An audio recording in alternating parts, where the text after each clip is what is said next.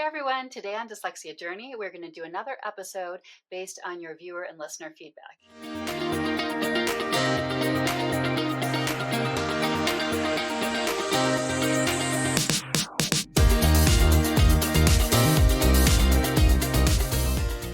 Hey, we're Nick and Sonia, and this is Dyslexia Journey. And today we are going to cover one question and one comment that we have received from you. And before we get going here, the way that you can do the same, if you have a particular tip or comment or question for us, is you can either leave it in a comment for us down below, or you can email us. And our email is parentingdyslexiajourney@gmail.com. And we'll put that in the description box as well. Great. So jumping in, this is a comment on YouTube. It was a comment on our video, our interview with Darius Nandaran from a few months ago, and he made a quick reference to the fact that using calendars is challenging for dyslexic people. Right. And so this viewer, who is at Thomas Lauder 9760, commented, "Can you elaborate? As somebody without dyslexia, it's a bit difficult to understand what's tough about a calendar for someone with dyslexia. I'm sure it goes deeper, but is it like you see the 9th and it's actually the 6th?" Right. So yeah, great question. Yeah, it is a great question. And of course, we're somewhat limited. And so we'd love to hear in the comments, actually, anyone else's experiences with calendars and using them. But we do have our resident expert, which is our daughter. So because we can't base it so we're not dyslexic, so we can't base it on our own experience. And, the reason I say to put it in the comments as well is because I'm assuming that everyone's going to have a diversity of experiences here with why they can be problematic, even within people who are dyslexic. But we're going to just tell you at least what her experience is and how she described to us what it's like and why she does not like calendars. Right. So she said, her first response was, well, it's just a bunch of boxes and it's hard to tell what box you're in. Right. So that's similar to when you're trying to read, kind of keeping track of where you are on the page. Right. So often a dyslexic person may be reading along, and then when they get to where the line's supposed to loop back to the start, on the next line, sometimes they can have trouble finding their place, or if they're looking back at like notes or trying to find something again, it's often more difficult than for someone else. Right. And then she also said it's like looking at a chart or a graph, where you have to find the word for the day. Like, say you want, like, Tuesday is up here, and then by the time you get down to like the third week in the month, she said you might have lost track of where you are, and so you're not sure which day of the week it is. Right. And she also has she's very good at math, but she doesn't like working with graphs and charts in math, and I think that it's for the same reason. Because it's hard to kind of, when you're reading a graph, you've got your axes, and you've got like your labels on each axis, and you have to be able to sort of keep track of where you are in order to find the exact point on the graph, which seems to be challenging for her, and I suspect for other dyslexic people. And sort of the bigger picture on why this is, I mean, it's a little hard to pinpoint, but it seems to relate to other things we've heard from dyslexic people about what reading's like in general. Things like some people sort of see the whole page like more holistically.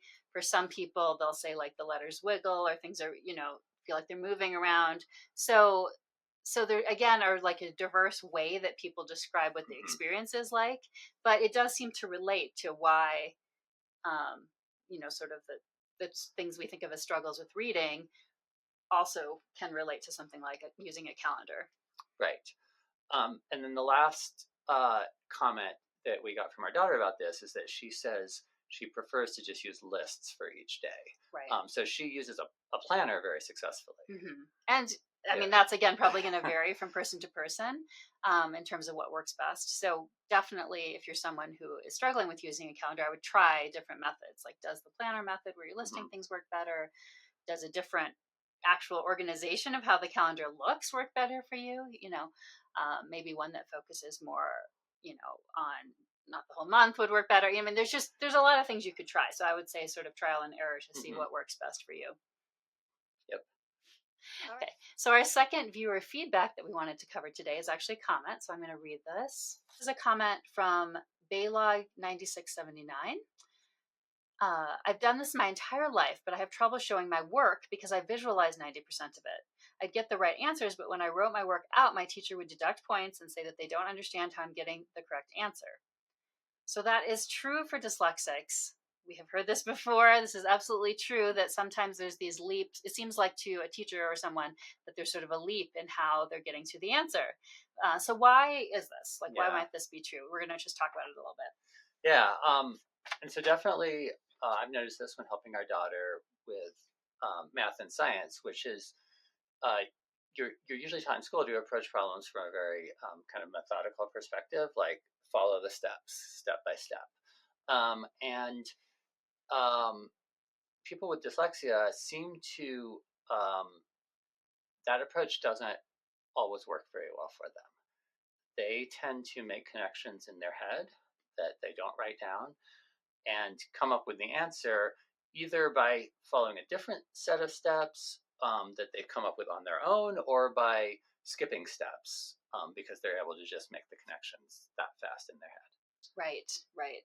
And so, that still can be a fundamentally really good understanding, right? Sometimes people who are doing the steps don't really know why they're doing them, but they've kind of memorized the steps. So it doesn't it really, either method can be fine and should be fine for coming to the right answer. But it can be hard to get partial credit because, teachers, in an attempt to be nice, if someone doesn't get the final right answer because there's a mistake along the way, do try to give partial credit. But how can they give partial credit when it's not there for them to see? And so it is a tricky challenge because of that. Right. And teachers, I think, unfortunately, there's two things going on here. One is that our school systems reward regurgitation more than true understanding often. And so if teachers aren't seeing a regurgitation of the exact way they taught it, sort of proven back to them, then they become suspicious. Not all teachers, of course. No. This is an overgeneralization. But I think there is several possible things going on. One is suspecting them of cheating. Like if they can't show their work or can't even exactly explain how they got the answer, then they're going to be suspected of cheating. Right. Whereas in our opinion, I think this is being able to come up with the answer in a different way than you were taught shows a greater level of fundamental understanding than just repeating the steps without necessarily understanding it, as you said. Well, although, as you can explain the steps well, of course, that's different. So really either way, but what can you do about it, I guess? What is a possible attempt to solve this problem of trying to get partial credit without showing the work the same way? So one thing is to try to talk to your teacher about that this is normal for a dyslexic person, that this often happens where they can't show steps and there's holistic things happening that are hard to show. And then another so some possibilities for trying to do it is it can sometimes be hard to explain verbally, but it is possible that if you try to talk to the teacher through as best you can, like what you were thinking and how you arrived at it, that they can hopefully tell, like, that you have seeds of the understanding, or maybe you are able to talk about the concepts in general of the kind of thing, and so perhaps you could get some credit that way. There may be other ways as well, and we'd love to hear in the comments if anyone has any other ideas of methods that have worked for trying to get partial credit, without showing work in the classical way because of being dyslexic and it's just not the process not happening that way. But yeah, it's a great question, and it's something that really does come up for people a lot. Yeah, keep them coming. Email us at parentingdyslexiajourney@gmail.com, or if you're watching this on YouTube, feel free to leave a comment. Thanks, everyone.